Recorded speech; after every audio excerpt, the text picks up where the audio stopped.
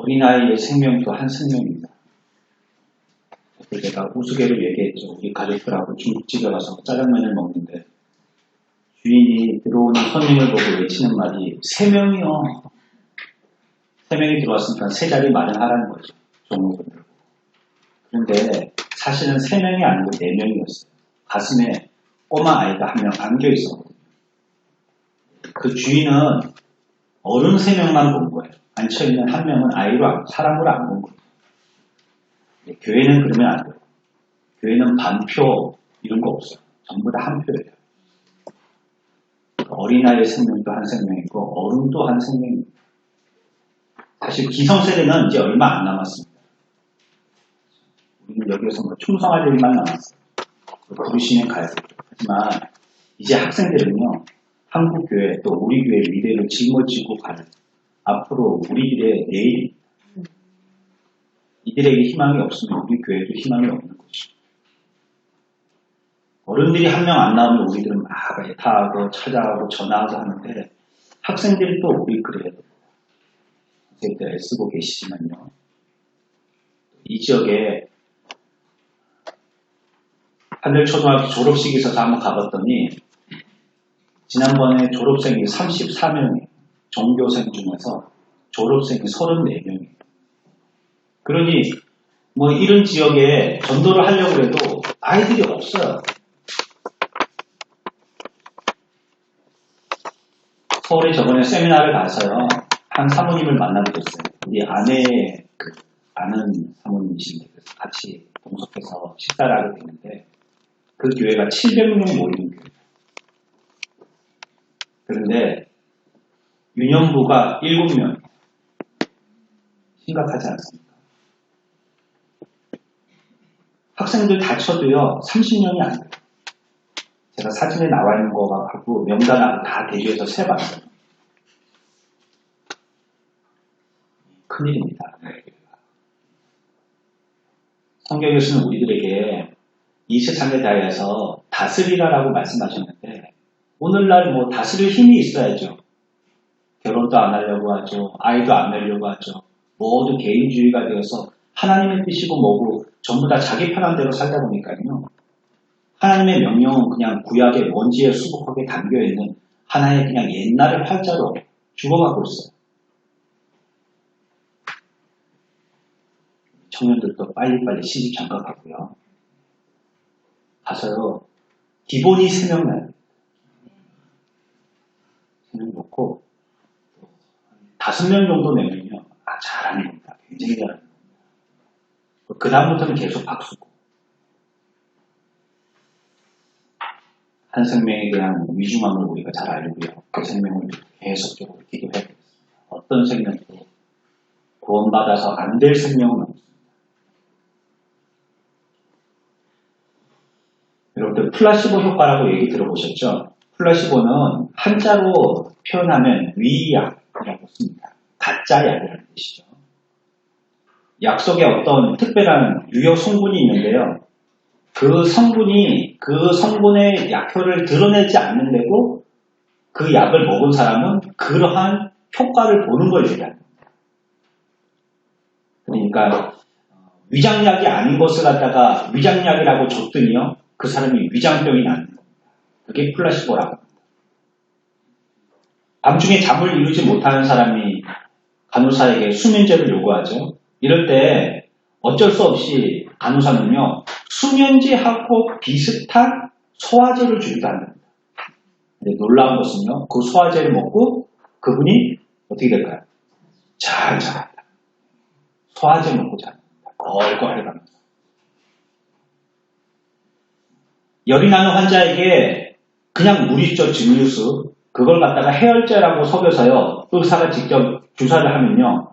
많은 경우에 열이 내린다고 합니다. 웃기죠. 얘기를 하고 주사를 줘야죠. 해열제입니다. 이렇게 하고요. 그 속에 있는 어떤 병을 이 약으로 치유할 수 있다는 이런 믿음이요. 그 속에 있는 진짜 화학적인 힘을 일으켜가지고 몸에 있는 병까지도 낫게 한다는 것입니다. 프랑스의 어떤 여인은요. 살충제를 먹고 자살을 했습니다. 그런데 그를 부검을 해봤더니요. 그 속에서 음료수가 나왔어요. 살충제가 아니고. 이 여인이 그것이 살충제인 줄 알고 먹고 죽은 거예요. 근데 사실은 그거는 환타 콜라 사이다 같은 음료수였던 거예요. 또 어떤 여인은요. 담석증 수술을 받게 됐거든요. 이 돌이 자꾸 쌓이는 거죠. 아시죠? 근데 이 여인이요. 배를 갖다가 담석증을 갖다가 이제 그 돌을 꺼내야 되니까 배를 갈라야 되지 않습니까? 근데 여기에 대해서 너무 두려워한 거예요. 이 여인을 수술방으로 데리고 와서요. 수술 준비를 위해서 이제 배를 갈라야 되니까 배에다가 알코올 솜으로 배를 갖다가 깨끗이 소독했어요. 그러면 배가 막 알코올로 배를 움직이니까 얼마나 배가 막 썰렁하고 시원하겠어요. 이 여인이요. 그게 수술칼로 배를 자르는 줄 알고 그 자리에서 쪼꼬사로 죽어버렸어요. 알코올 솜으로 배 문질러갖고 죽었다는 거예요. 뭐 이런 얘기면 여러 얘기들 여러분들 알고 있죠. 어떤 사람이 냉동차에 갇혀갖고 죽었는데 나중에 보니까 그 냉동차에 냉동고는 고장나 있더라는 거죠. 차에 갇혀가지고 얼어 죽었다라고 생각했는데 얼어 죽을 상황이 아닌데도 얼어 죽었다는 거예요. 이런 걸 갖다가 플라시보라고 합니다. 플라시보 효과라고 합니다. 이런 것들을 보면 우리가 알 수 있는 한 가지 사실이 있는데요. 무엇이든지요. 이 정서라는 것이 우리의 몸에 분명하게 영향을 끼친다는 겁니다. 그 정서가. 여러분들의 마음에 수심이나 근심이 있으면 그게 얼굴로 나타납니다. 또 왜 이렇게 기미가 많이 끼셨어요? 뭐, 다크서클이 그네를 타시네요. 그런 말하고. 왜 어디 아프세요? 이런 말. 전혀 몸에는 자기는 그런 이상을 못 느끼겠는데 마음이 그러니까 몸이 그렇게 보이는 겁니다. 동의보감에 이런 말이 있습니다. 육치기병, 선치기시. 몸의 병을 다스리려면 먼저 마음의 병을 다스리라는 말입니다. 마음의 병을 다스리면 몸의 병도 치유받을 수 있다는 이런 원래 뜻이죠. 그래서 우리가 예수 믿는 것도 이런 효과를 갖다가 기억하셔야지 돼요. 제가 어떤 세상의 이방 사상을 갖다가 이 시간 논하는 건 아니지만 우리가 이해를 돕기 위해서 설명을 드린 거고요.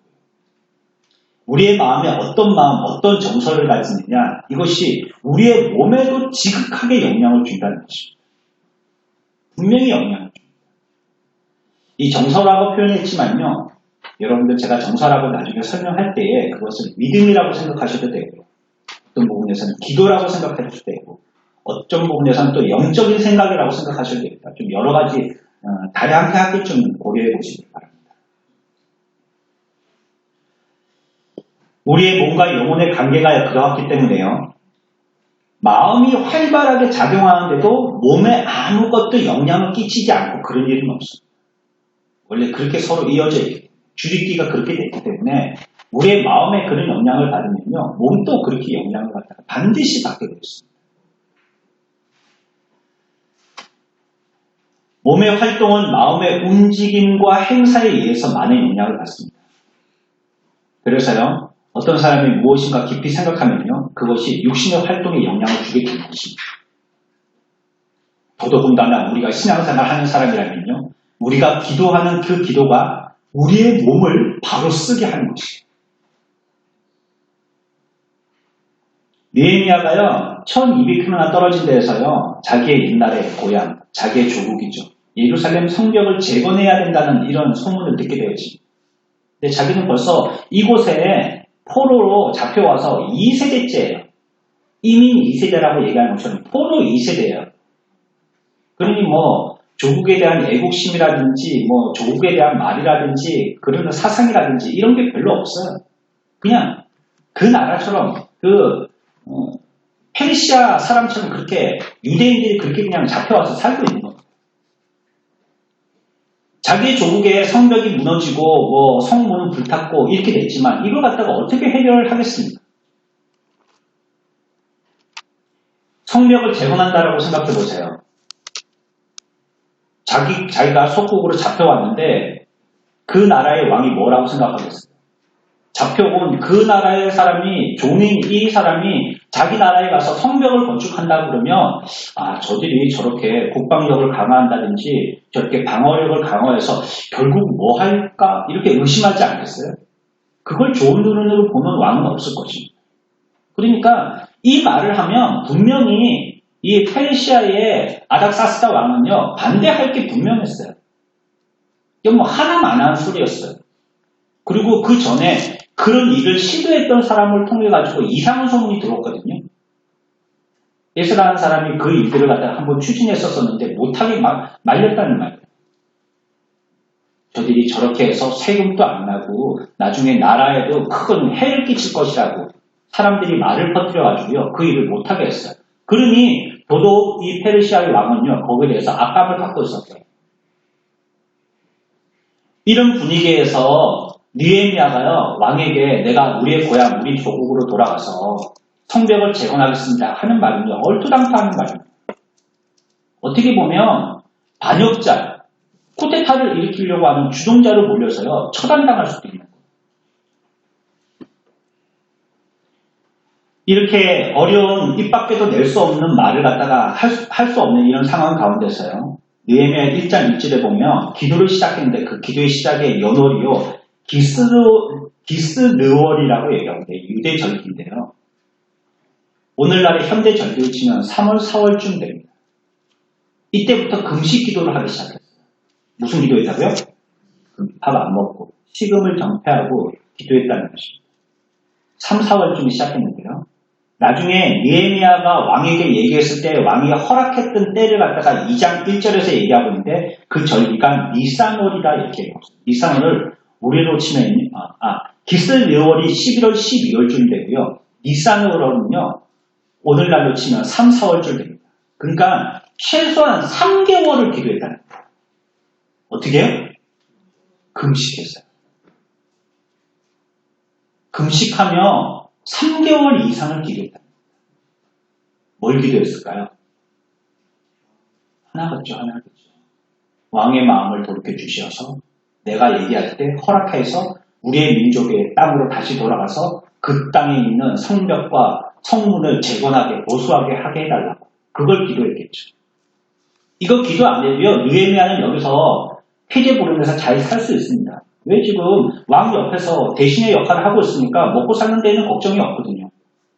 자기만 편안하게 잘 있으면 이와 같이 추파를 던지지 않아도요. 뭐 이와 같은 모험을 하지 않기만 하면 자기의 가족들과 식구를 잘 먹여 살릴 수 있습니다. 근데 그게 하나님의 뜻이 아닌 것 같은 거예요. 그래서 3개월 이상을 기도한 것입니다.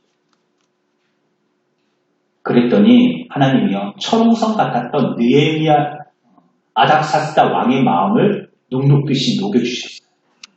어떻게 하셨습니까? 2장 4절에 보면 2장 8절에 보면 하나님의 선한 손이 나를 도우심으로 왕이 허락하고 라고 얘기했습니다. 느헤미야가 기도하였을 때에 하나님께서 그 일을 허락하셔서요. 아닥사스다 적국의 페르시아의 왕의 마음을 갖다가 녹여주셔서요. 그 일들이 이루어지게 하신 거예요. 그러니까 그걸 갖다가 고백할 때도 뭐라고 고백했냐면 이 일은 하나님이 허락하셨다라고 분명하게 고백하고 있습니다. 내가 하게 한 게 아니고 하나님이 허락하셨다고. 또 아닥사스다 왕이 허락한 게 아니고 하나님이 허락하셨다는 거예요. 그래서요. 결국 자기 나라로 돌아가게 될 수 있는 조서도 얻게 되어지고요. 갈 때 여러 나라들을 거쳐서 가게 되지 않겠습니까? 1200km나 떨어졌으니까 얼마나 먼 거리입니까? 그 거리를 갈 때 여러 나라를 거쳐서 가야 되지 않겠어요?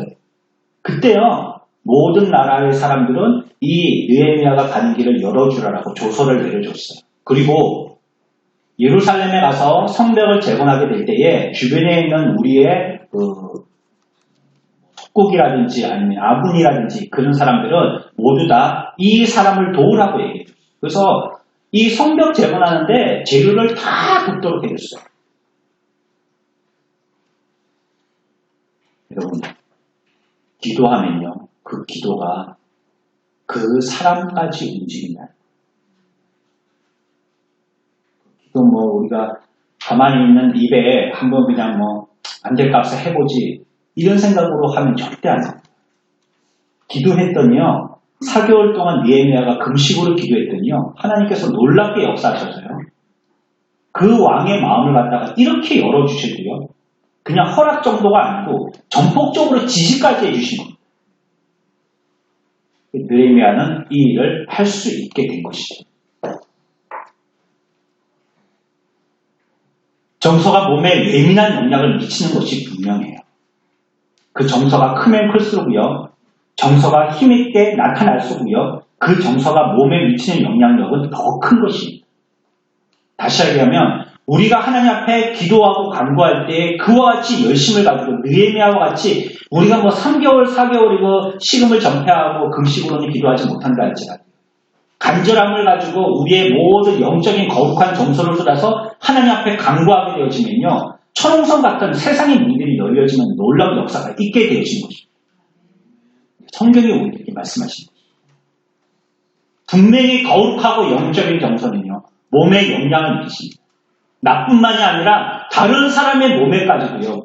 어떠한 영향력을 분명히 끼치게 되는 것입니다. 믿으면 성령은 역사하세요.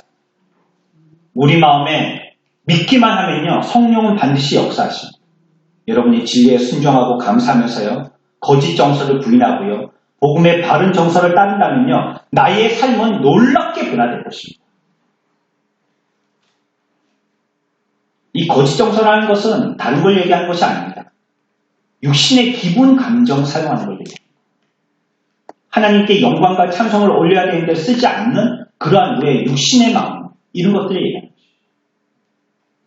이것이 하나님께 올려드려야 할 하나님께 대한 제물이 돼야 되는데 내가 내 마음대로 쓴다든지 내 기분대로 쓴다든지 할 때 이게 거룩하고 온전한 정서가 되지 못하는 것입니다. 하지만 우리가 이 마음을 다하여서 정성과 뜻을 다하여서 하나님 앞에 그와 같은 하나님의 뜻을 찾고 거룩을 힘쓰고 진리의 복음의 순종을 쫓아서 애쓰게 되어지는 마음으로 기울이게 되어지면요. 하나님이 이와 같이 역사하십니다.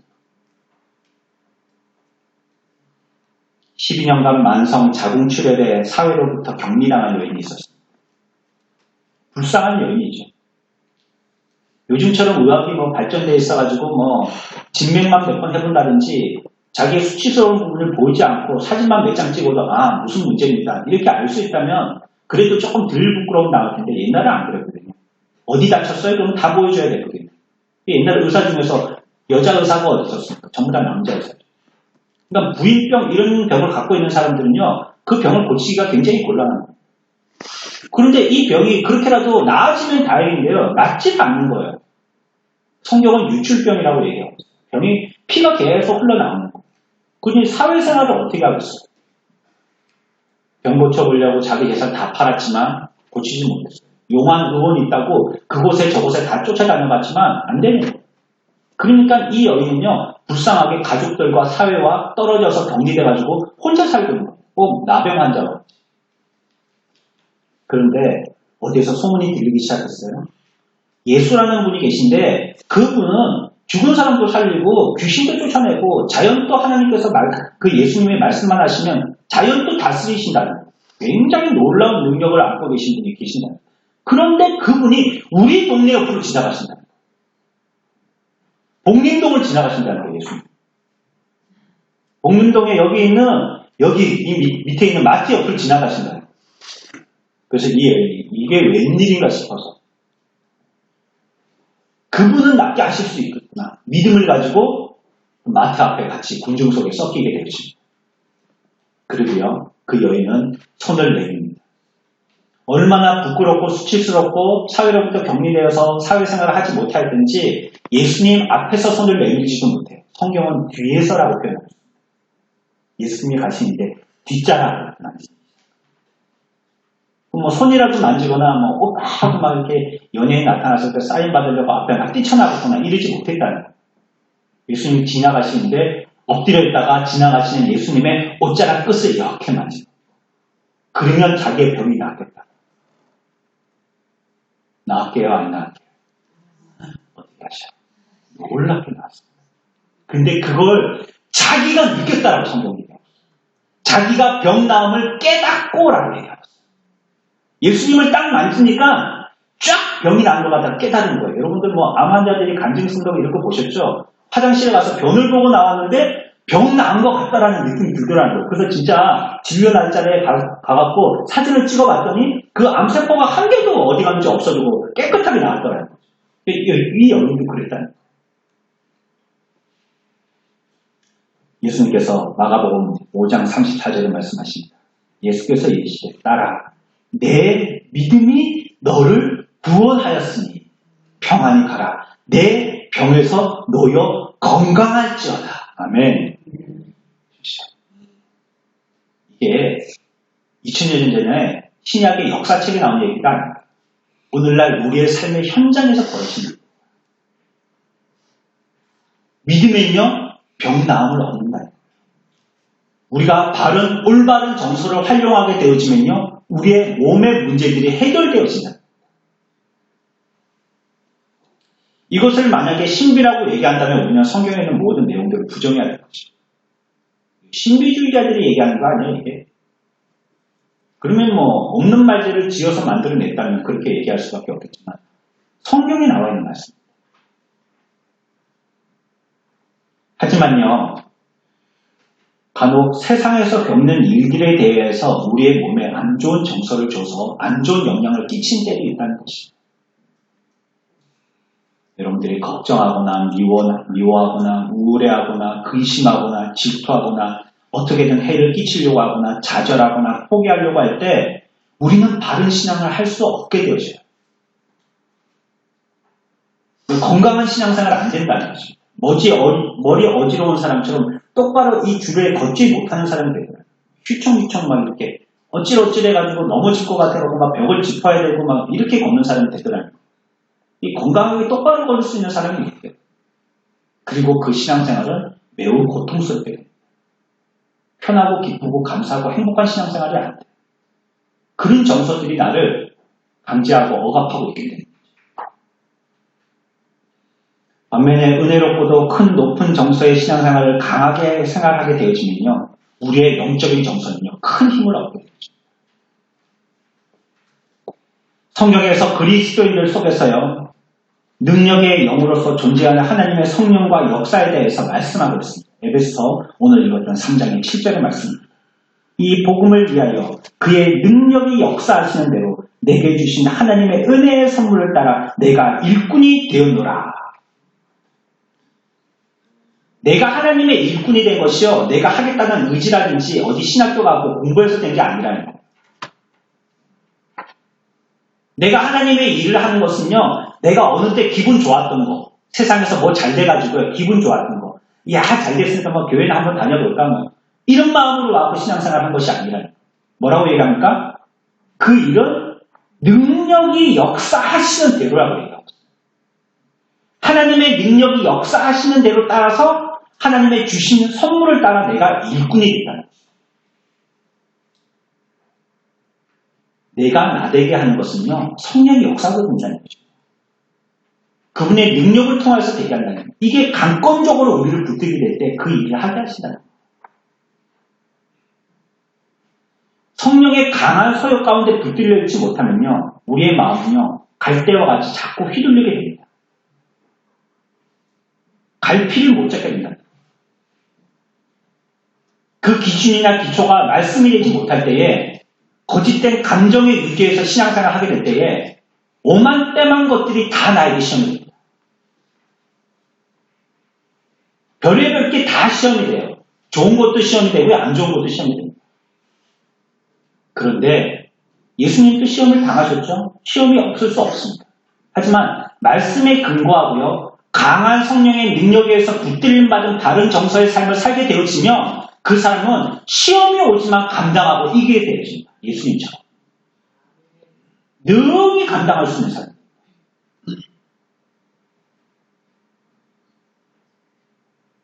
디모데후서 1장 7절에서도요. 하나님이 우리에게 주신 것은 두려워하는 마음이 아니요 오직 능력과 우리에게 그거 주신다는 거예요. 뭘 주신다고요? 능력과 또 사랑과 절제하는 마음이니라고 얘기하고 있습니다.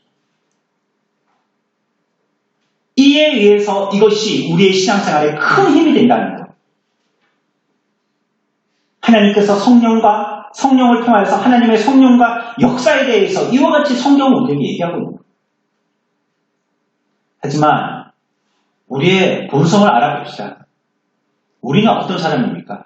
성경은 그렇게 얘기하고 있지만요. 우리는 별로 그렇게 강하지 못한 사람입니다. 우리는 약자들입니다. 정말 약자들. 남자들이 강한 것 같죠? 약합니다. 얼마나 약한지 모릅니다. 드라마 볼 때 여자들만 앞에서 우는 줄 아세요? 방에 들어와서 문 닫고 남자들은 입을 뒤집어 쓰고 앞에서는 못 우니까. 혼자 운전하고 가면서 혼자 눈물 닦습니다. 그걸 한 번도 못 보셔서 화장실에서 문 닫아놓고 샤워기 틀어놓고 여자들, 남자들 약합니다. 살살 닫으십시오. 잘못하면 남자들도 깨지는 수가 있어요. 여자들도 조심해야겠죠. 우리는 다 약해요. 남자, 여자 할 것 없이 모두 다 약한 존재예요. 그래서 성경은 혈과 육을 가지고 있는 우리의 인간의 존재가 얼마나 약하다는 것을 얘기하고 있어요. 마태복음 26장 41절에 보면요. 시험에 들지 않게 깨어 기도하라. 마음에는 원이로되 뭐라고요? 육신은 약하도다. 우리들은 약한 거예요. 우리 인간들은 약해요. 우리 육신을 갖고 있는 존재들은 약한 거예요. 고린도전서 15장 43절과 50절에 보면요. 욕된 것으로 심고 영광스러운 것으로 다시 살아나며 약한 것으로 심고 강한 것으로 다시 살아나며 50절에 형제들아 내가 이것을 말하노니 혈과 육은 하나님 나라를 이어받을 수도 없고 또한 썩는 것은 썩지 않는 것을 유업으로 받지 못하느니라 라고 얘기하고 있습니다. 약하다는 거예요. 그러니까 다 약해요. 서로가 서로에 대해서 약한 줄 알아야 돼요. 다 약하다는 거죠. 하지만 이 말씀을 왜 드렸습니까? 성령의 강한 붙들림 받은 올바른 영적인 정서가 우리들에게 임하게 되어질 때에 우리들은 비록 12년간 혈루증 걸린 연인과 같이 약한 존재이지만 우리들에게 하나님의 능력의 강함이 나타난다는 거예요.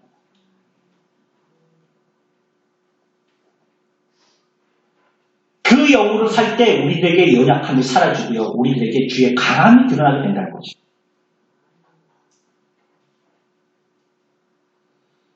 물론 우리들은 약하기 때문에요. 우리 속에요. 이 먼지와 재 같은 인생들에게요. 하나님의 영광을 드러낸다는 것은요. 이건 불가능한 것처럼 보입니다.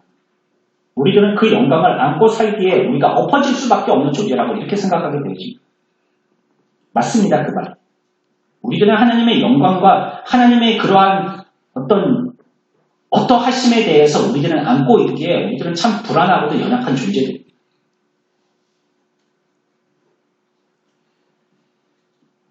우리들은 그러한 지경에 있는 사람들이지만 감당할 지경에 있는 사람들이지만 성경이 우리들에게 자주 그 점을 가르쳐주지만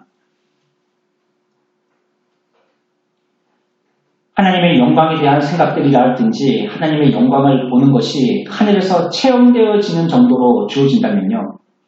우리들은요. 이러한 연약한 몸을 이끌고도요. 그러한 것들을 갖다 능히 감당할 수 있는 존재들이 될 수 있다는 거예요. 우리들이 비록 약한 존재들이지만 그러한 하나님을 우리가 완전하게 하나님을 못 품고 어떻게 살겠습니까? 하지만 그 영광을 깨닫고 그 존재에 대해서 기억하며 믿음으로 살려고 하는 그 애씀에 대하여서는 그 삶이 가능하다는 거예요. 우리는 연약하지만 그게 가능하다는 것입니다.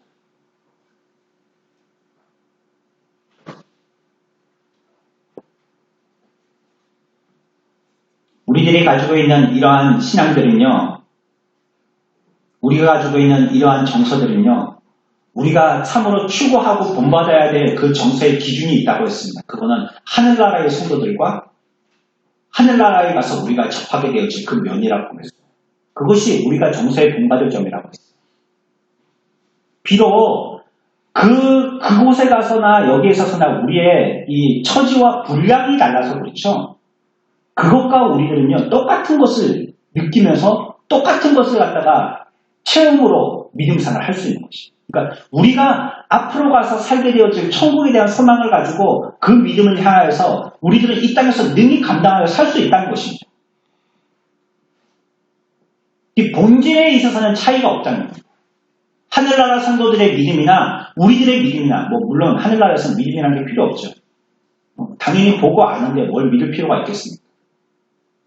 하지만 그 마음에 흐르는 정서는 그들의 뜨거움과 열정과 확신 가운데 있는 것과 이 세상에서의 우리가 가지고 있는 것과 같다는 거예요. 기준은 같은 겁니다. 하지만 우리들은 양에서 모자르고요. 질에서 조금 떨어질 뿐입니다. 우리가 이러한 연약한 몸을 가지고서도 그것을 기준화해서 힘써 애쓰며 우리 가운데 그러한 정서가 성령을 통하여서 충만하게 되어질 때 능히 그렇게 살 수 있는 존재가 되어진다는 겁니다. 우리의 약함에 대해서 스스로가 낙담하지 마십시오. 그래서 나는 할 수 없는 존재야라고 하나님도 포기하지 아니하는 선을 여러분들이 포기하지 마십시오. 나는 못해라고 스스로 입을 통하여서 자기가 듣도록 말하지 마십시오. 마귀가 듣습니다. 그 소리. 나는 끝났어. 나는 실패한 존재야. 이 정도 가지고 했으면 사람들이 다 할 테고 나는 다시 재기할 수 없어. 이런 말 하지 마십시오. 이게 마귀가요. 지렛대 삼습니다. 우리들은 연약하다는 거 성경이 분명하게 얘기해주고 있습니다. 우리들은 할 수 없는 존재라는 걸 얘기해주고 있어요. 하지만 이러한 유리그릇 같은 우리들에게 성령의 능력, 오늘 우리가 쓰고 있는 표현을 쓴다면요. 바른 정서가 임하게 되어주셔서 이를 통해서 우리는 강한 하나님의 능력을 나타낼 수 있는 그런 자가 된다는 것입니다. 이건 내가 어떠하다는 게 아니에요. 수리탄에 애가 던지든지요, 할아버지가 던지든지요, 장애인이 던지든지요, 똑같이 폭발합니다. 왜냐하면 수류탄 자체의 능력이 있는 것이 던지는 사람에 의해서 폭발하는 것이 아니기 때문에 복음이 그렇습니다. 하나님의 능력이라는 것은 그 말씀 진리 자체가 능력인 것이지 누가 들고 사용하느냐 그건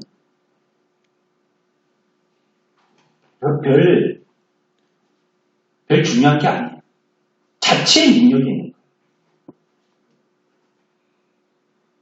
우리가 부흥을 노래하고 있지 않습니까? 그럼 부흥은 우리가 뜨거워져야지만 오게 되는 것이냐?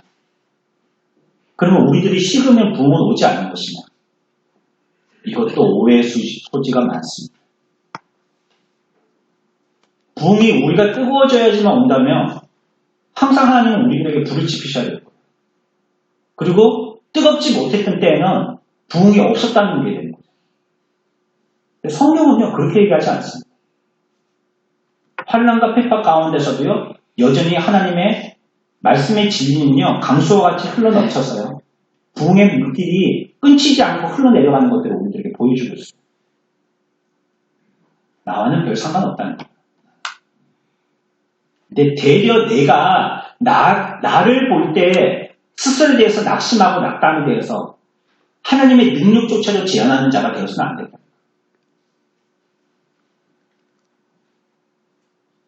기억하십시오. 이 백성이 지식이 없어서 망한다고 했습니다. 두목구구의 신앙생활, 감정적인 신앙생활, 그 기초가 불완전한 세상의 정서에 든 신앙생활, 위태롭습니다. 하지만 여러분들이 진리의 말씀, 바른 정서, 건강한 정서, 영적인 거룩한 정서에게 여러분들에게 기준을 둔다면 여러분들이 어떤 환란풍파, 동남풍야 북서, 동남풍아 불어라 얘기하고 서북풍아 불어라 노래하고 그런 환란이 온다 할지라도 그 가운데 그 사람은 바로 설 수 있습니다.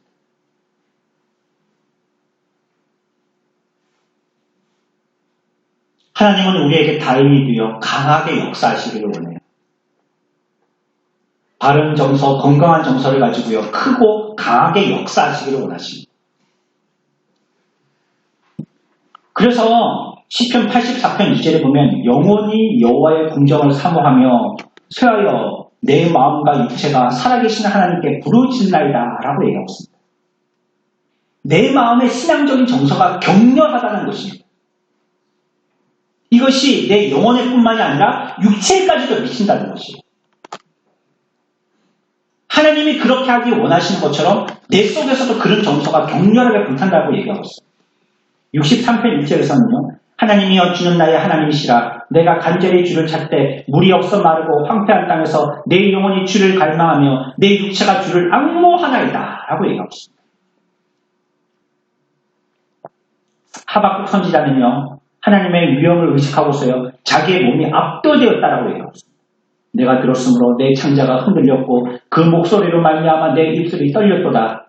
무리가 우리를 치러 올라오는 환난 날을 내가 기다림으로 썩이는 것이 내 뼈에 들어왔으며 내 몸은 내 초소에서 떨리는도다 라고 얘기하고 있습니다.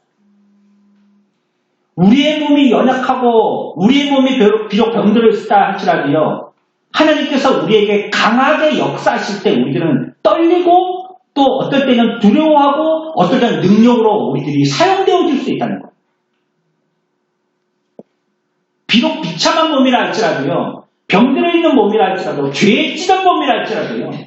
성령이 강하게 역사하시면 그 사람이 변화될 수 있다는 것입니다. 처음에 말씀드린 것입니다. 변화될 수 있다는 것입니다. 사람이 어떻게 변화시킵니까? 불가능한 일. 안 됩니다. 안 됩니다.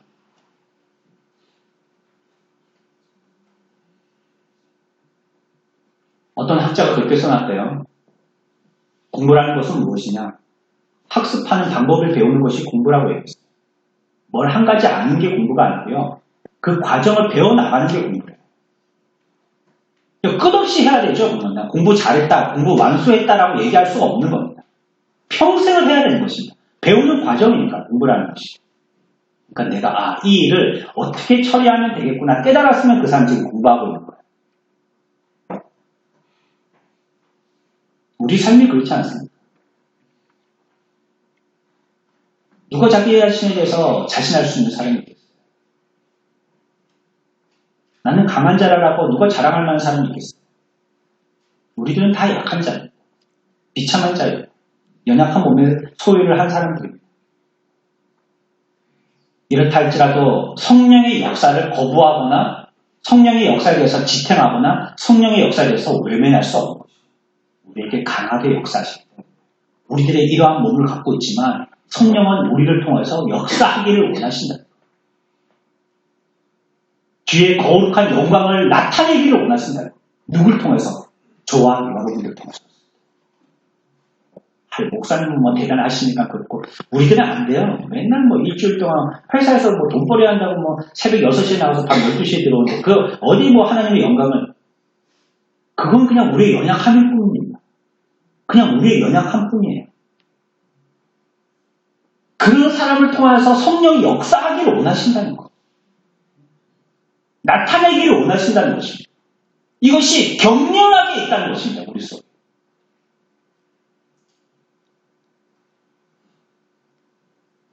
자신을 자신할 수 없다 할지라도 성령을 의지하십시오. 그분께서 강한 정서로 내게 임하시도록 나의 주장과 나의 고난을 모두 포기하십시오. 예수 그리스도와 함께 십자가의 길을 가기를 위하여서 내가 사랑하는 것들을 버리십시오. 이것을 포기하기 전에는 혼란 가운데서 고통을 당하게 될 것입니다. 마태복음 11장 28절에 수고하고 무거운 짐진 자들아 다 내게로 오라. 내가 너희를 쉬게 하리라 라고 말씀하십니다. 시편 119편 120절에 내 육체가 주를 두려워함으로 떨며 내가 또 주의 심판을 두려워하나이다 라고 얘기하고 있습니다. 성경은요 하나님께서 자신에 대한 위엄과 영광을 알게 하여 주실 때요 실제로 압도하신다라고 얘기하고 있어요. 우리가 우리를 포기하고 전적으로 주님 앞에 내 자신을 갖다 내어 맡기면 성령이 나를 갖다가 덮어버리신다는 겁니다. 그를 완전히 압도하신다는 거예요.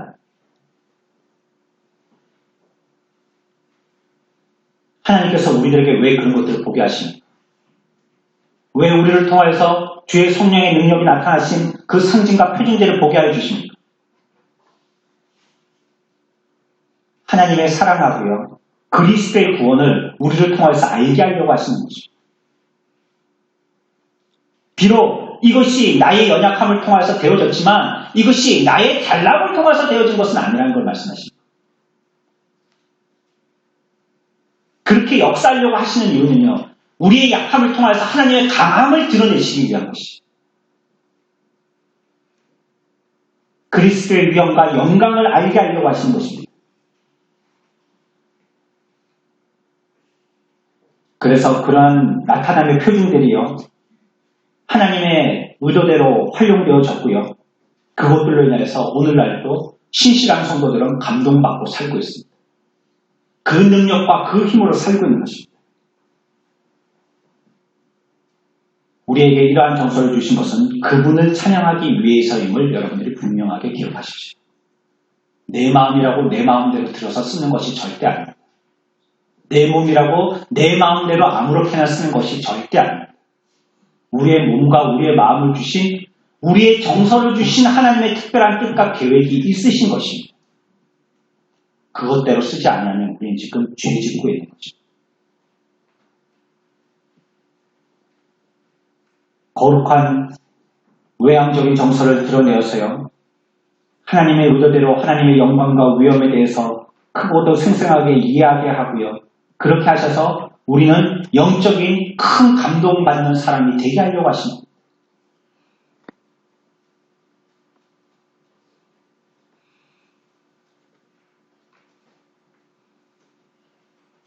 하나님께서 신령한 정서를 통해서 우리의 몸에 영향을 미치실 때 시편 119편에서는 두려워 떤다라고 얘기했고요. 아가서 5장에서는 신음하거나 몸이 아프다고 얘기했고요. 시편 84편에서는 울부짖는다라고 표현했고요. 시편 119편 81절에서는 쇠약해진다라고 얘기했어요. 우리 마음 가운데 주의 영이 임하게 되어질 때 그런 효과들이 나타난다는 거예요. 무슨 말입니까? 예수 믿게 되어질 때 쉽게 기분 좋게 행복하게 날라물로 노래 부르면서 믿게 되어질 일이 잘 없다는 겁니다. 성령이 임하는데 괴로워요. 근데 그 괴로움은요, 이전의 괴로움과 다른 것입니다. 이제는 아이고 돈이 안 벌린다, 돈이 더 안 벌린다, 돈이 엄청 안 벌린다, 이런 거 갖고 괴로워했죠. 이제는 이 한 푼을 가지고 어떻게 쓸고, 이 100원을 가지고 어떻게 쓸고, 내가 이 1000원을 믿음으로 썼는가, 이거 가지고 괴로워하더라고요. 그러니 울부짖고 쇠약해지고 신음하고 두려워서 떠는 자가 된 것이죠. 어쩜 우리에게 능력으로 나타나시는 성령의 강함이요, 우리들은 성령 앞에서 더욱더 약해지도록 만듭니다. 운동선수들이 폼을 잡고 운동을 잘하려면 몸에 힘을 빼야지 된다고 말하는 것처럼 우리의 몸에 우리의 힘이 들어있어서는 다른 운동을 할 수 없습니다.